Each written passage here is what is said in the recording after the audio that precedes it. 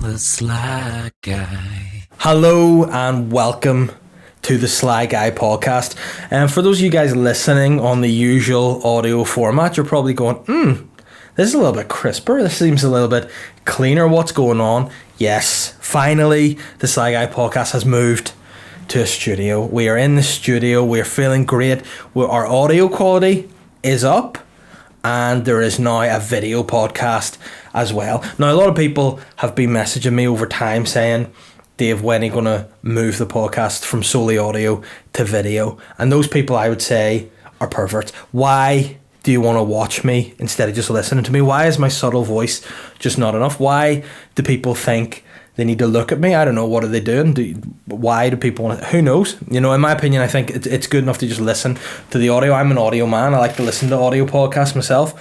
And people who probably have never seen me before and listen to the podcast will be aghast at the way I look. It's like my voice is soft. It's subtle. It's beautiful. But my face, it's a monstrosity. Like it's like the Elephant Man in some respects. I don't want to be too harsh on myself, but in many respects, my voice, like the Elephant Man, is nice. Like, of all things, if you knew Joseph Merrick, the Elephant Man, was a voiceover artist, you would think to yourself, decent. Then if you saw the guy, oh fuck, you know, it wouldn't be a good combo. Yet the people wanted it. And here I am, the Elephant Man of podcasts for your viewing and listening pleasure. You know? And I know I look, to be fair, as much like an elephant as the Elephant Man looks like an elephant. To be fair, it's a bit of a weird nickname. If anything, I would probably call him like the Pebble or the Rock. You know, obviously that guy's already taken the nickname. Maybe like Stone Man, Granite Boy, something like that. There's nothing like if you looked at him, like if you were to go to the zoo and you're like, oh, there's an elephant, and you saw that guy, you go, nah, it's not fucking elephant. That's a freak. You know, unless maybe the Elephant Man nickname didn't arrive from the fact that he looked like an elephant. Maybe, you know, his friends didn't even see him as a freak. Maybe just play five-a-side football with him. Then afterwards in the showers, like, tell you what, Joe, you've a fucking Walt on you, mate. See a fucking the Elephant Man, you know, and he shot water out the end of his cock at them. Maybe that's what he did. I don't know, but anyway, you've got me here. You can look at me, you can drink me in, you can enjoy me, and you know, you can do whatever you want, and good luck to you, and it's good to be here. I'm just enjoying the setup of the studio. We've got the sponsors down here, nice sign, bespoke, and by bespoke I mean I paid a guy to make it, and yeah, I'm enjoying it. New setting will maybe take a wee bit of time to get used to, but here we are. And I know a lot of listeners, long time listeners, fans of the show will know that I'm not a technological guy. If anything, I'm the opposite. I'm a technophobe. So how do I have this wonderful setup? I've got a producer. And I mean, I don't want to use a fable from a movie or from a sitcom, but the band is back together. Behind the camera, behind the mic, behind the candelabra is Snake Rat Ben, of formerly Boytown producer friend. Ben, how you doing? Grand. Good to be here, good to have you here. Do you feel weird being back at the scene of where Boytown met its demise, really? Yeah, it's a bit odd, but it's nice. It's nice, yeah, because, I mean, Ben, again, he's not mic'd up today. He's going to be mic'd up probably going forward, but there was a few things that Ben was saying to me before the recording, and I just wanted to put it out there and sort of, you know, again, this is entirely what he said, not me, but Ben's, and I quote, said, it's great to be back on the ship without the dead weight, and that's fine, you know, that's fine. I mean, I agree to some extent, and it's good to have him back. And you know, there were some genuine concerns Ben had about coming and producing the Sly Guy podcast as opposed to the Boytown. In many regards, he felt like the listeners of Boytown and the listeners of the Sly Guy podcast may or may not have called him, I know, the Yoko Ono of podcasts. You know, the reason behind the breakup of the greatest, I'm going to say the greatest team since the Beatles. I mean, some people will argue and say, wise up, but you know, that is what it is. But I mean, I just want to say that it wasn't Ben who broke up the band. It wasn't Ben who ended Boytown. If you actually listened to this, was the second from last episode? I fired him. I said, Ben, you're fired. Get the fuck out of here. You're sacked. You're not up to speed. Get away. And people were like, that's very funny. But genuinely afterwards, we terminated his contract. 1 week notice, gone. And people are probably going, well, if you fired him, why is he back? And I ask myself that a lot too. You know, I think, why would the guy come back? And I'll tell you, the honest answer is because he's reformed. You know, he realised that when he got fired by me, it was an opportunity. It was an opportunity in life to really discover himself. And by an opportunity, I mean I reported him to the police and got him sent to McGabry for crimes against podcasts. But he went there to McGabry. He studied hard for 8 weeks. He got an NVQ in media studies, and here he is back. I'm opening him with welcome arms. You're back, Ben, and it's good to have you here. And do you want to take this opportunity to apologise to me? No, I'm alright. And he said, there it is, sorry, and I accept your apology. You know, I mean, I don't want to lose the run of myself here, but I, in many respects, I'm a leader of sorts, and I welcome my children into my circle. You're now my child, Ben. In many respects, if you want to call me daddy, you can. Come on in with me to the circle, and we can just have a great time. And on the side note, how was McGarry? Did you enjoy yourself? It had its ups and downs. Nice. So the experience at the glory holes help? Or Oh, yeah. Yeah, I mean, that's one thing I've missed with COVID is glory holes, but in prison, they never sleep. COVID, fuck that, glory holes are open 24/7. And what's weird is it just goes directly into the governor's office, but hey, he doesn't complain. But yeah, we're here, and it's a new moment. It's interesting, and it'll probably take a few weeks to settle in, but, you know, it's nice to be here rather than the hovel of my own bedroom, or dining room, or garage, or indeed an alleyway down the side of my house. So it's nice to have this, and hopefully, you know, this will help the podcast grow. You know, hopefully this is something that people want to see, they'll be into, and it's great. Now again, this could potentially only last 1 week because of COVID restrictions and things happening there, but I mean, you know, if it is, it's better to be loved and lived than to never live at all. Is that a saying that ever existed, or I just make that up? Again, I'm a leader of people, I make things up. So yeah, hopefully this will carry on, we'll have some fun going forward, and you know, we'll be moving in the right tracks, because the podcast has been going well so far. We've been in the last number of weeks getting a lot more listens. You know, people out there have been sort of turning off shitter podcasts, you know, turning off podcasts that are boring with people, I don't want to mention anything, but people drinking tea or whatever. You know, that's not for me to say. They're switching off, they're tuning in, they're becoming part of the Sly revolution, and it's going on the up, and hopefully now this will move it to the next level. Hopefully that's what we're going to move. Again, people may be totally disgusted by the Northern Irish Elephant Man. They may turn off. They may go, that guy truly is repulsive. I know he said it as a joke because in his own head he is very egomaniacal, but they may go, no, that guy is revolting and I can definitely not watch it, especially if I've eaten dinner. But we'll see how it goes. And again, if there is another COVID lockdown, Ben, do you want to be in a bubble with me away from your family here, just us? Absolutely. Excellent. So we'll just do a live stream of talking. We'll be presenting the news. We'll be getting at people. We'll just take over from this studio, and that's where we're going. So hopefully you enjoy. If you like it, great. If you don't, I don't really give a fuck. I'm doing it anyway, so you can just suck my dick. No offense if you don't like sucking dick, but again, in a consensual way, I'll force you to do it. So it's good to be here, and people who haven't listened before, you know, there are podcasts out there that I've done before. You can listen to them. There's a backlog on iTunes. You can check them up. You can listen to some of the reviews. Got a new review this week from a Paul R9750, clearly some sort of distant cousin of Andre 3000. But what Paul said was hilarious. Simply hilarious. The funniest man in NI, top banter. So obviously Paul is receiving the brown envelopes quite well, and he is doing his part, but that is great. And if you want to rate and review the podcast, if you haven't already, if you listen to this podcast for free every week and you haven't rated and reviewed the podcast, you are as bad as Jeffrey Epstein. You're as bad as Harold Shipman. You're as bad as Jeffrey Dahmer. You're as bad as Dennis Nielsen. You are as bad as, do you know any paedophiles off the top of your head, Ben? No, well, weird that you don't. And you're just the worst, but you're as bad as Katie Hopkins, because isn't she a paedophile? Yes. So maybe not, just because you're not convicted doesn't mean you're not a paedophile. That's my motto. So you're in that bracket if you don't rate and review the podcast. And also, if you like what you get, if you like this, you'll want to see a bit more, there's a Patreon. And if you want to be one of my Patreons, you can get a bonus podcast every week in your ears on a Monday. Because now, I know if you're regular listeners to the Sly Guy podcast, it comes out on a Monday normally. We're flipped to Thursday. The podcast will now be out on a Thursday because it's the only time that we can all get together in this wonderful setting and do it right. So That's the plan. Podcast will be moving to a Thursday. And for those that are like, on the spectrum, I just want to say that. For those that definitely have some sort of, as my granny would say, want about them, and they're like, we need to listen to the podcast on a Monday, you can get that on Patreon. Albeit if you're a stingy bastard as well, and maybe, you can't afford it, you can just maybe get this saved on a Thursday and listen to it on a Monday. Isn't that a good idea? There you go. So Patreon is going to have more content than we've had, just here. There's going to be bonus clips. There's going to be some bits and bobs we're going to do here in the studio. There's going to be the bonus podcast every week. And there's some, I did a taster for something that I've developed at the minute. So that's there too. You can look at that, daddies. It's there for you to enjoy. And if you have a Patreon account already and you're subscribing to other shows and you don't subscribe to this, Ben, what are they?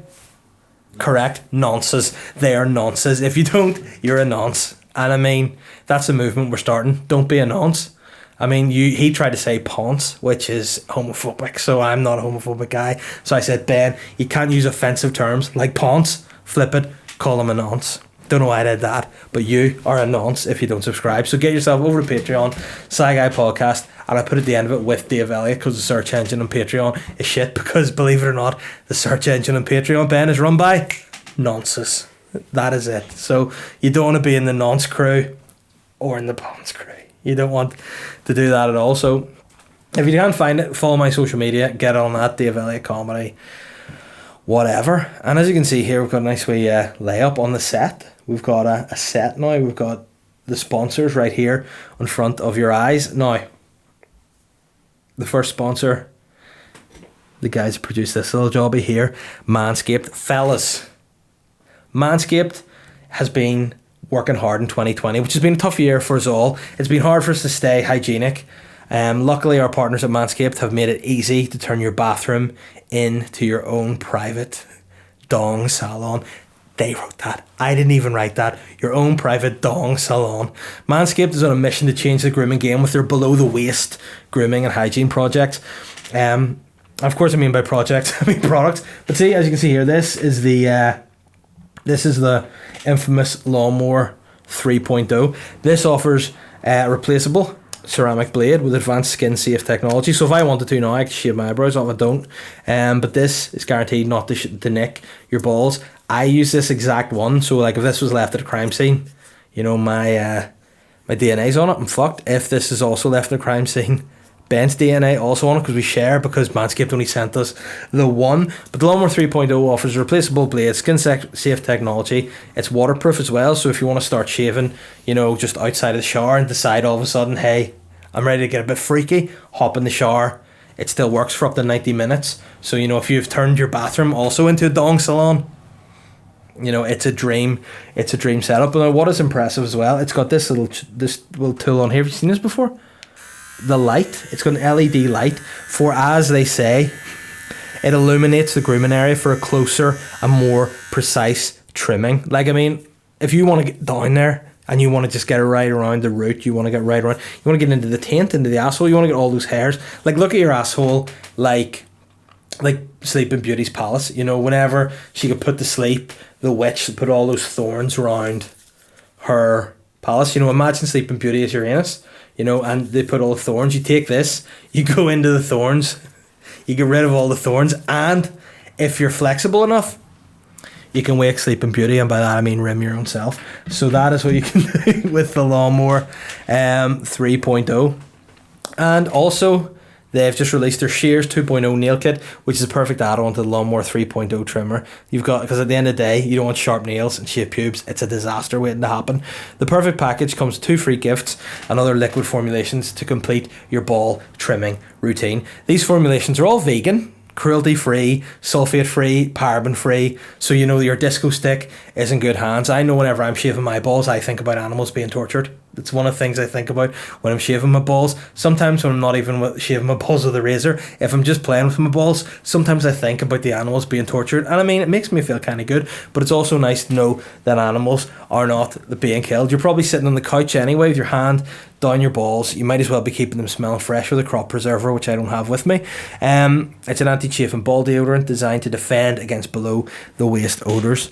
Don't you just hate it when your hands are down your bags and you scratch your nose and you go, oh fuck, I wasn't eating camembert, was I today? What the hell is that? It's not camembert, it's smeg, and that's what your dick and balls are going to smell like if you don't use Manscaped's products. Clean your bag, that's all I'm saying. They've got a crop reviver as well, a ball toner. Are your balls, would you say, wrinkly, Ben? Yeah. Would you like them to be smooth? Would you like to have a smooth bollocks? Like you can get the crop reviver ball toner that's a spray-on toner for your testicles. You don't want a ball bag that's wrinkly like a pensioner's gullet, do you? No, you want a nice, a smooth, scrotal, ironed out sporran that's just the perfect sidekick to your cock. That is what you want.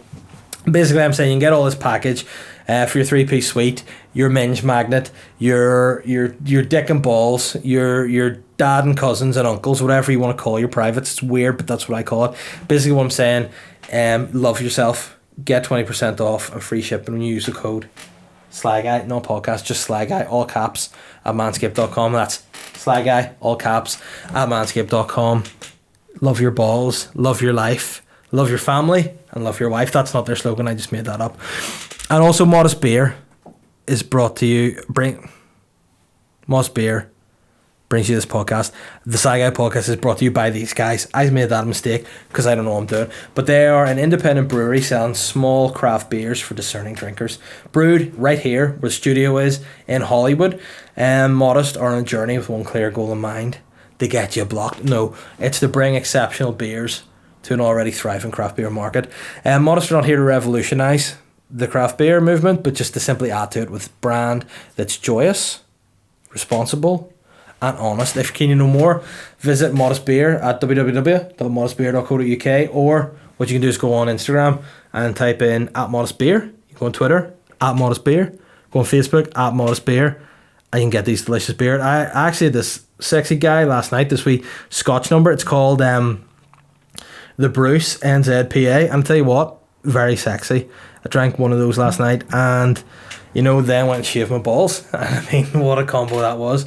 And now I just have a really, really hack dick, and it's nice, and that's all down to Modest and Manscaped. So there we have it, guys. The sponsors are there. And again, if you want me to just fuck up any more sponsor reads, get in touch and try and sponsor the podcast. That's something you can do. Or if you just want to keep supporting the podcast via Patreon, that's something that you can do as well. So there we are. Listeners' questions this week. We've rattled through. How long have we been speaking for? About 10 minutes? Just under 20. Just under 20. That's about perfect time to get into the listeners' questions. There's been quite a lot this week, which is good, because sometimes, I feel when I'm talking on the podcast, I don't know if you're the same, Ben, with stuff in life, you just see the news, you see things people are talking about, and you just go, fuck that. No interest in that at all. Don't want to talk about it again. Like, you see things, and in the beginning, you like them, and then after that, you just go, fucking hate that. Like, for example, you're a married man, yeah? Mm. Sometimes, like when my wife walked down the aisle, I was like, oh, why? And then now, it's not the same buzz, it's nice, but it's not, he's nodding, but he's not, he's just going, I get you, he's giving me some of this, but it's just one of those things. Like, if you've seen that thing going by social media, the guy on a skateboard, he was just like singing Dreams by Fleetwood Mac, drinking some cranberry juice. When I first saw it, I thought to myself, I like that. That's a chilled out guy. That's just an old man on a skateboard drinking cranberry juice. Which in my head, when I actually said it out loud, an old man on a skateboard, you're already going, guy should probably be in a fold. Why is there a guy of his age on a skateboard? And he's drinking cranberry juice. There's probably vodka in it or crystal meth, because the guy looks like he's got some problems. But he's skidding down anyway. He's in the middle of a freeway on a skateboard. It's dangerous. I'm watching it in my mind, hoping it's going to end with him going into traffic and just add a bit of drama. It doesn't. He's chilling. But then now, a week later, everyone's doing it, and it's just getting irritating. You know what I mean? You see, like, it started off, Mick Fleetwood did it. He was the first one out. That's decent. That's funny to me, because again, another old man on a skateboard drinking cranberry juice. It's maybe one of those natural selection things. You think eventually if the more old men keep getting skateboards, but he was doing that, and then now everyone's doing it. You're just seeing that's just getting annoying, to begin with.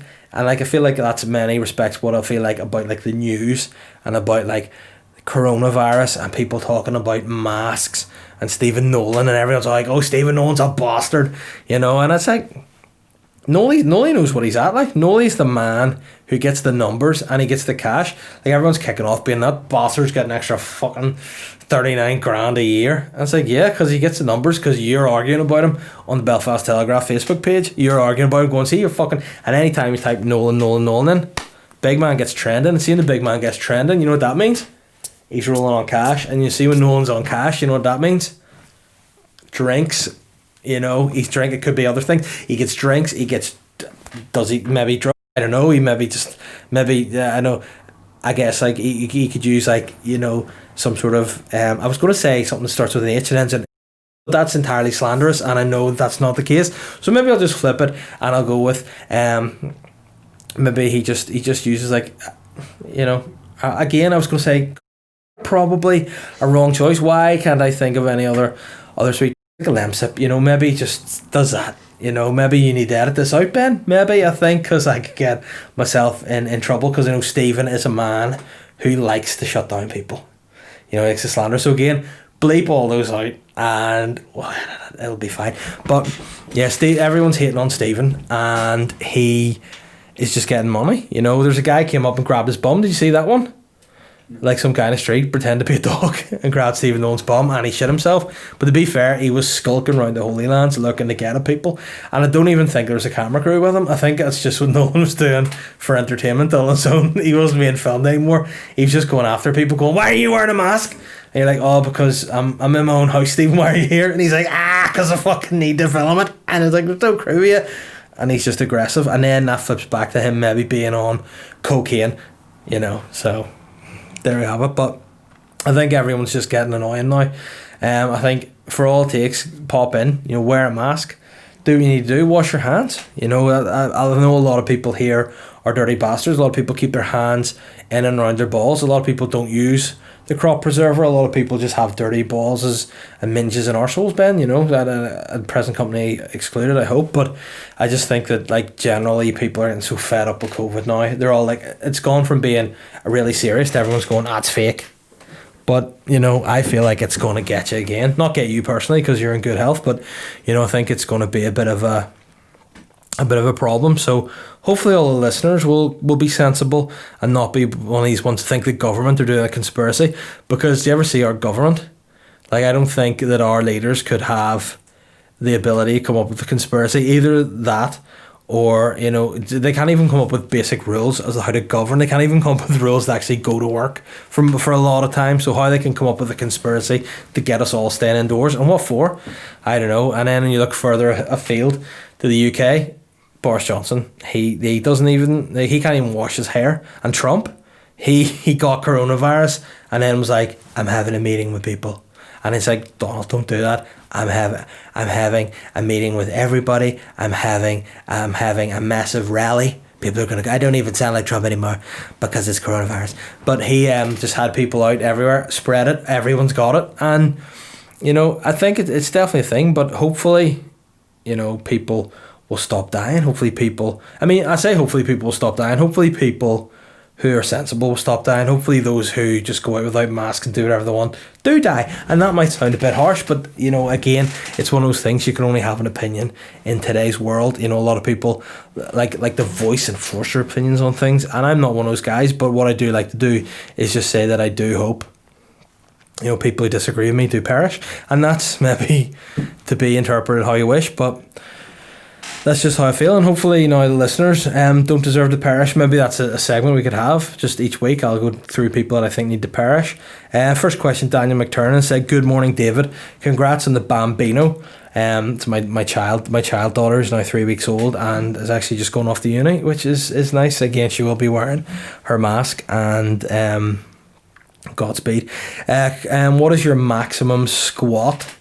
Mine's squatting behind a bin at the back of the flagship circa 2008. Much love, Daniel McTurnip. I think he's making reference, I don't know, Daniel, I think he may have squatted myself behind the flagship. Again, I need to be careful how I say that, because he squatted with me on his back. He didn't squat on me behind the back of the flagship in 2008, because that does sound like something that was very feasible for me to be up to in 2008, to be being squatted on at the back of the flagship. And you know, the flagship's now desolate and empty, and I think maybe that could be a contributing factor. But in terms of my max squat, I don't even know. I've actually not done any kind of squats in a long time. Like, I used to be really into it and used to try and lift as much as I can. And then I read a thing one day. Again, this is we should do. I read a thing on the internet about a guy, and again, there's no name, just a guy. It's like, this guy was doing squats, and then he put on too much weight on the bar, did his squats, and inevitably his heart burst and his brain popped out of his head. So a bit of me went, that would be an inconvenience for me, for my heart to burst and my brain to pop out of my head. So I thought, I'm not going to squat anymore. So now what I do instead is just eat big tubs of Ben & Jerry's ice cream, which I've also read recently can also cause your heart to burst and your brain to pop out of your head. Actually, something happened to me this week that was quite a concern. I was driving with, again, my full family, so my wife and my 2 daughters in the back, because my wife had a section a couple of weeks ago, and I said to drive her around, like driving Miss Daisy. It's shit. Like, I've said to her, you're driving from next week. She's like, I'm not ready to drive. I'm not even halfway through. I said, listen, if you want to leave the house, yourself. So we were driving along, and I don't know what happened, but it felt this weird, like, it felt like a wee something in my head. Like, and I was like, that's sore? And I wasn't sure whether I'd like moved my head at a weird angle, but it felt like a pop. And I went, oh no. And my first, obviously, as a really, I want to say, as a really, as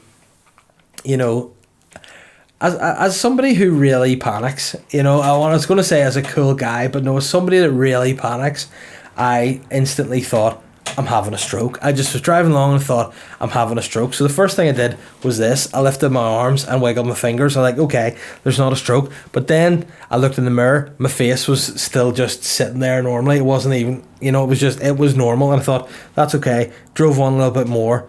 Could start to smell like a burning smell. And now they say that whenever you have a stroke, you smell burnt toast. Now, I don't know if that's like a medical thing or if you just, like, most people have strokes while they're having their breakfast. That could just be one of those things. But I thought, oh no. And I could start to smell like burning. And I was going, and at this point, I was starting to panic. I was going, oh no, am I actually having a stroke? And I said to Catherine, do you smell smoke? And she went, so belligerently, no. And then I went, oh fuck, I'm having a stroke. So I didn't want to panic, too much, because as a mid-stroke, I didn't want to be just panicking and causing a scene, because I'm a traditional guy. I didn't want to all of a sudden be like, I'm a fucking stroke, pull the car over, phone 999. So I did just what anyone having a stroke in a car would do, and I just carried on driving.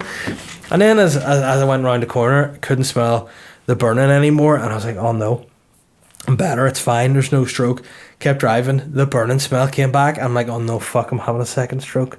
Jesus, this is the last thing I need. And then I said to Catherine, can you smell smoke? And she once again said no. So I slowed the car almost to a stop. I put all the windows in the cars down, and I was going, and I was like, can you smell that smoke? She was like, no, I can't. And I was like, can you smell? And I was just like, and then at this point I was looking at her, when you just want some reassurance, so just tell me you smell smoke, please. So at least if I have a stroke, I can go home, I can go to the bathroom, I can lie down beside the toilet, and I can die. But in the meantime, please just fucking humour me. Then luckily went around another corner. She smelt it. Somebody obviously had some sort of turf fire on the go. I was like, thank God. And as you can see, 2 days later, I'm still okay. Unless, did I look strokish to you? Look alright. Alright, that's good. Not strokish. No. Okay, which of course for any Irish listeners means stroke in Irish. But yeah, that was a concern. But thankfully, I don't think I've had a stroke yet. But again, it's one of those things that when I inevitably do, I think it'll be like the boy that cried wolf. She'll be like, remember that time you thought you had a stroke because you had a sore head and then you smelled smoke, which is just a turf fire, you fucking idiot. And again, Ben, what do you call somebody that's always sick? A hypochondriac, isn't it? Yeah, I mean, it balls up with that phrase as well. I was talking, I have a couple of phrases where it balls that up. I was talking about my aunt being one of these things. But again, the only phrase I could come up with was a necrophiliac, and I know that means they fuck dead people. So whenever I was like, oh, see my great auntie there, she's a fucking wild necrophiliac, like any time. And then I was speaking to someone going, do you know what that means? And I was like, yeah, it's fucking, they're a bit drastic, aren't they? And they're like, well, yes, if they're a necrophiliac, very drastic. And then that's when I learned to say, I've done that again. And they're like, what do you mean you've done that again? I made that exact mistake before. When the brain goes blank, the words are different and you end up ballsing it up. I once mistook a narcoleptic, which is somebody that falls asleep. One of my friends, ex-girlfriends, was a narcoleptic. She fell asleep, and I was explaining to another friend after they broke up what was some of the causes, and I was like, it's better for him. It's better that him and her have split up. And they're like, well, why is it better? And it's like, it was just an awful burden on him, with her suffering from the necrophilia. And then they were like, what? And I was like, yeah, she suffers from necrophilia, which is, at best a wee bit socially uncomfortable. And they were like, at best, definitely a wee bit socially uncomfortable. At worst, completely criminal. But you'd be pleased to know now, hopefully listeners will not be going out calling their great aunties necrophiliacs. Hopefully you will not call me a necrophiliac because when I have a stroke, albeit I haven't decided if I am yet. Johnny Bow has said, how are you going to approach sex education when the time comes? I'm going to assume you mean with my daughters and not just myself, because again, I am married with 2 kids. As I've said before on the Patreon podcast this week, one of my kids I meant and the other was a mistake. So one I actually wanted and the other just happened. And if I had sex education, maybe I would have known that, how kids are made. Obviously, if I had sex education, I would have known about the whole blowjobs and stuff, making babies, because that's the only thing I'd done with my wife before she got pregnant. But anyway, Johnny sent me a picture of a guy who Ben, can we get this photo up on the podcast? So I send you this guy. This guy, he looks a bit dodgy. He doesn't look like the kind of guy you like to come for dinner. He's making this face in his mugshot. Now, if you have a mugshot taken, you're already in trouble. The last thing you need to do is this. Fucking showing people you're fucking raging. And he also has what looks like one fang tooth. Now, he's got all his normal teeth but one fang tooth. Maybe he's had a veneer on that tooth. I don't know. But he also has excessive tattoos in your face. Now, if you even have one tattoo in your face, in my opinion, that's an excessive tattoo in your face. This guy has his entire face tattooed like he's some sort of like African death mask. Those things are like, they're just frightening, like tribal war paint on his face, doing this face. And he's called Otis Ryan, and apparently he was arrested, and this is a quote, arrested on a charge that he climbed the top of a piece of playground equipment at Clearwater Park and yelled at children, telling them where babies came from. Now, I don't know if that's his approach to sex education, or he's just standing on top of a climbing frame going, babies come out your mother's ass! Babies come out your mother's ass! And then they're like, oh, whoa, that's startling. And then all these just dreams, like Santa dying is one thing, and then the stork, like, oh no, when you were born, you came out your mother's ass. And people are probably going to go, that's not where babies come from. Listen, you come to this show for science as well.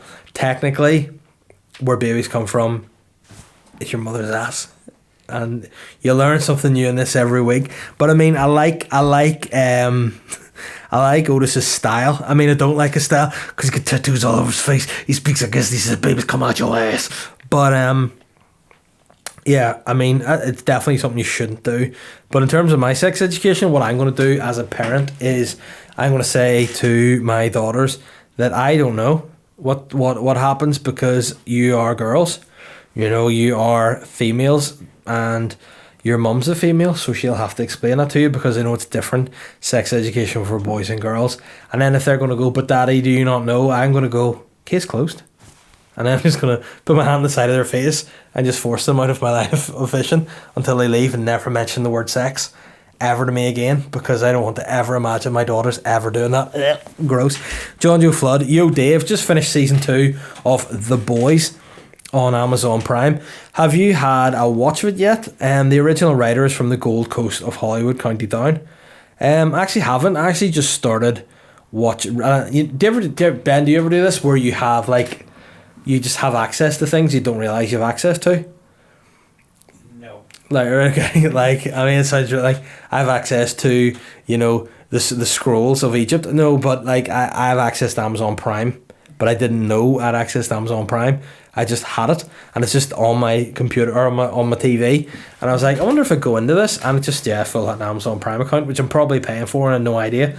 So I went into Amazon Prime today and was just looking at a few things, and I watched this thing at 5 a.m. when I was up with the newborn. And it was basically a show about CCTV catching murderers, and I'm all about that. So I watched that today, and then I did notice that The Boys were on Amazon Prime, and I liked the look of the art, and I thought, oh, that's maybe something to check out.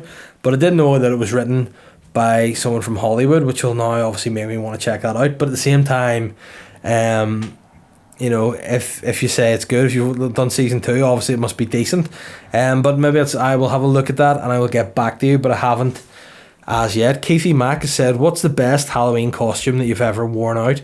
I tried to be Pauly D from Jersey Shore in 2011, and people thought that I'd rubbed shite in my face, as it was Superdrug's own brand of tan. Not a great look. You can imagine, so big fan of Pauly D. I'd actually got to admit that my favourite show on TV at the minute is probably Pauly D and Vinny's Double Shot at Love.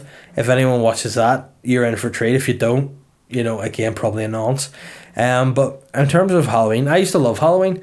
Back in the day, I dressed as a few things. I unfortunately must admit that I culturally appropriated at one stage and put different coloured paint on my face, and I went out as the Incredible Hulk one year, and I want to apologise to anybody with green skin for that. That was ignorant of me, that was short-sighted of me.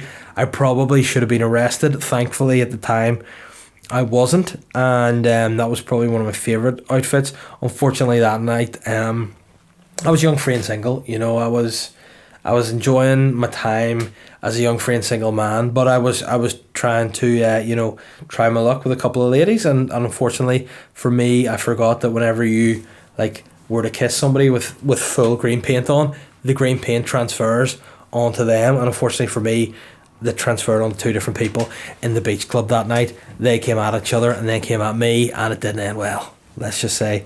And you know, unfortunately for them, they're in prison now as well. So probably The Incredible Hulk's pretty good. I also dressed up as Wagner from the X Factor once, and Rylan from the X Factor once, and also Russell Brand, who are all kind of, you know, men who wear effeminate clothing. So I mean, basically what I'm saying is, any excuse for me to raid my mum's wardrobe, I will do it. And I actually just went out on for Halloween as my mum on a dirty weekend and just wore lingerie, and that was very controversial, because I don't know if you know this, but women have different genitals to men, and women's thongs aren't built with the same pouch as a man's thong. So whenever you wear a woman's thong as a man, your dick and balls hang out, and when your dick and balls hang out, the police will have an issue with it. Jamie Lee said, hi Dave, last night I was sitting down to eat my dinner.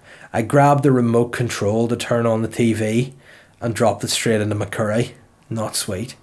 Have you ever had any dinner mishaps? You know, that would probably annoy me 10 out of 10. If you're sitting down, you've probably had a busy day, you're chilling, you probably were on edge, to be fair, at that point, that you're so tired you can't even hold the remote. You go, oh fuck bollocks, and drop the new curry. That's how stressful your day must have been. So imagine that might have been the straw that broke the camel's back. But in terms of dinner mishaps, no, not that really stand out. Other than speaking of something like this about having a bad day, when I was a student, I lived, as everyone does, off Lisburn Road, because I'm from Hollywood originally. You know, I'm not going to move to the Holy Lands. Gross. If you're from anywhere other than, you know, if you're from anywhere where you don't eat just meat and potatoes and drink milk every single meal, including breakfast, you don't live in the Holy Lands. So I moved to Lisburn Road, and my mum had said to me, look, I need a favour from you. Now, there's something I'll say about me. I never do favours for my mum unless there's something in it for me. So unless she's guaranteeing me an item of her clothing that I can have and wear, I'm not doing it. Or money, I'll do it for money or bribes. So my mum was like, listen, me and your dad are going out for dinner with a couple of friends tonight. Could you come back to our house and can you let the dog out? And I said, all right, I'll think about it. And she went, what do you mean, are you going to do it or not? And I went, listen, what's in it for me? Are you going to leave me 30 quid? And she went, no, I'm not, you dickhead. And I went, okay, what about some dinner? And my mum went, okay, I'll make some dinner. And I went, okay, I'll come and let the dog out. So that was all fine. I was working a shift in work that day. In my head, I was like, I'm going home for a home dinner. It's going to be great. It's going to be delicious. I'm going to just be able to get a full cooked meal as a student. You know, obviously you can tell from my physique I didn't go without, but I just was really looking forward to that. On the whole drive home, I was buzzing. I hadn't eaten anything at work, just waiting for this home cooked dinner. I got to my parents' house, let the dog out for a piss, walked upstairs into the kitchen, opened the microwave, no dinner. And I was like, whew, okay, obviously the dinner is in the fridge. So I went from the microwave to the fridge, opened the fridge, no dinner, and I went, okay, must be in the oven. By this point, I'm like, you know, Brad Pitt in Seven, when they're like, don't look in the box. Don't look in the box. I'm going, I need to look in the oven. You know, in your head what's going to be in the oven. It's going to be nothing. And he's like, it's going to be his wife's head. And you're going, don't do it. Open the oven, no dinner. And as must have been about a 21 or 22-year-old, I'm not too proud to admit that I started to cry. I was that hungry. I was that excited. I built myself up. I was like, what could it be? I was again like a child at Christmas. Oh, what could it be? It could be like a nice roast dinner. And it could be some roast beef. There could be some, cauliflower cheese. There could be some potatoes. There could be some mashed potatoes, roast potatoes. Why is there so many potatoes? Why is it only in Ireland that people have so many different types of potatoes? Well, it doesn't matter. It's glorious. I thought it could be that. It could be like, vodka pasta. I would have enjoyed that. It could have been a nice bit of ham. Oh, it could have been anything, but it was nothing. So I just felt so betrayed and so upset by that, and the fact that I came down to let my parents' dog out for a piss, that I killed the dog and left it in the cooker for my mum to come home to with a message just posted on the door saying, I let the dog out for a piss. P.S. Fuck you, no dinner. And then just left the dog's corpse in the cooker. And the thing about it was that was a St. Bernard my parents had, and not a very big cooker, so it was quite an ask for me to force his entire corpse into the oven. But sometimes listeners and viewers now, what you need to do is go over and above to prove a point, and that's the most important thing, being right. Oh, Christopher Henning said, I haven't listened to your podcast or Patreon podcast for 5 months. Plus, this is because I work from home and go absolutely nowhere. Am I bold, and can I get a signed naked picture so I can get a return on my $5 per month? So you're just on Patreon subscribing. Do whatever you want. Don't listen. If you're on there subscribing for a $5, that's sweet. But you're missing out on content, and I mean, you're probably 5 months. Like, only moved the Patreon podcast to weekly from the start of lockdown, so it's every week. It was every month, but now it's every week, so there's a lot to catch up on. But you can't get a naked picture. If you want to see naked pictures of me, you're already subscribed to Patreon. Just go on there. Ben's taking a lot of nudes tonight for me. We're going to put them up. We're going to show everybody before and afters of the Manscaped Lawnmower 3.0 that I'm going to use in my balls and dick. And I mean, it's there. People won't come here for comedy. People come here for a laugh and sometimes advice. But I feel like more and more nowadays people are looking something a bit seedier, something more sexual. And I mean, if it starts with this video and it could potentially end with, could we do porn, Ben? Sure. There we go. We could do porn, just if that's what the people want. So yeah, get over to the Patreon, guys, like Chris, but don't just waste all this porn, because it'll not be there forever. But you're a bad boy. That sounded quite sexy, didn't it? Imagine me and my mum's little tray. You're a bad boy, Chris. Matt Starrett said, any holidays planned for the... I love this question. Any holidays planned for the future? Got a staycation in Benone booked for next weekend. First days off since July. Well, Matt, that'll be a good time for you.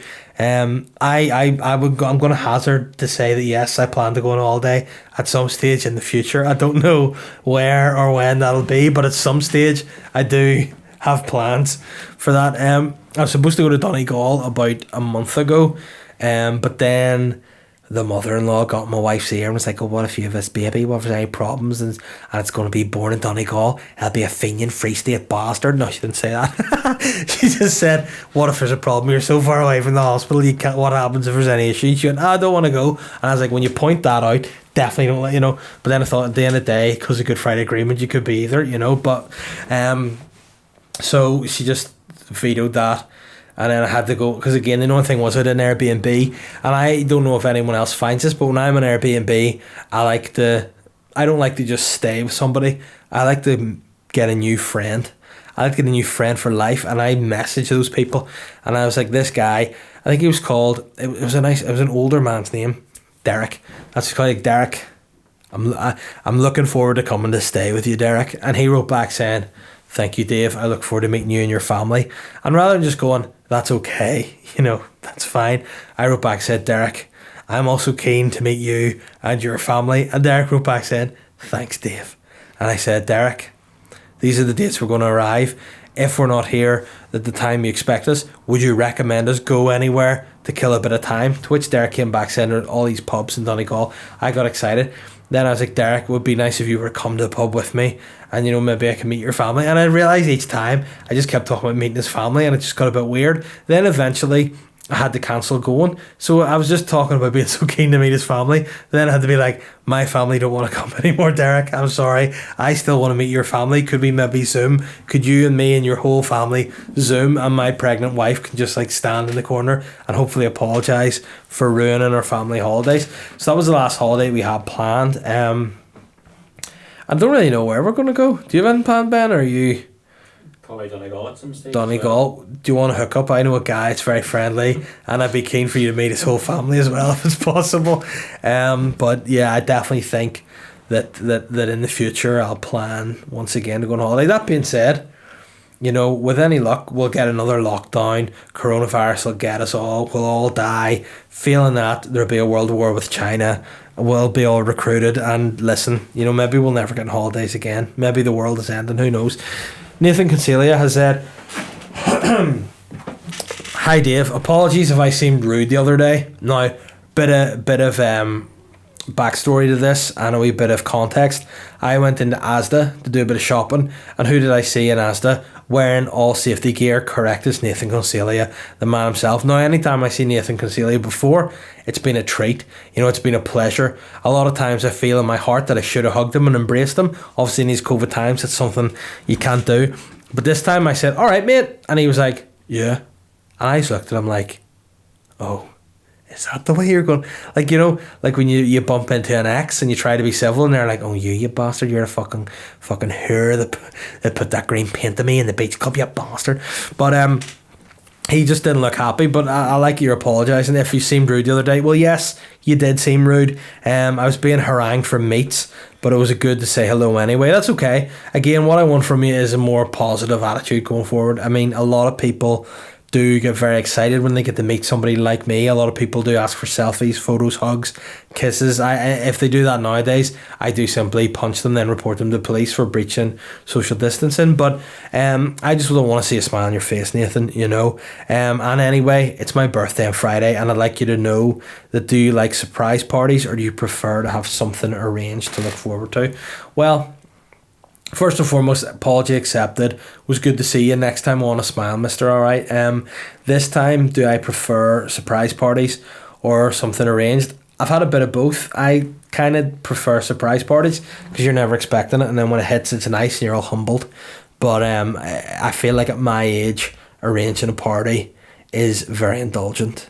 I think now the last child that was born there was born on the 24th of September, which is like 8 days after my birthday. So I kind of feel like now she's come in, stole my birthday month, just going to take all the thunder.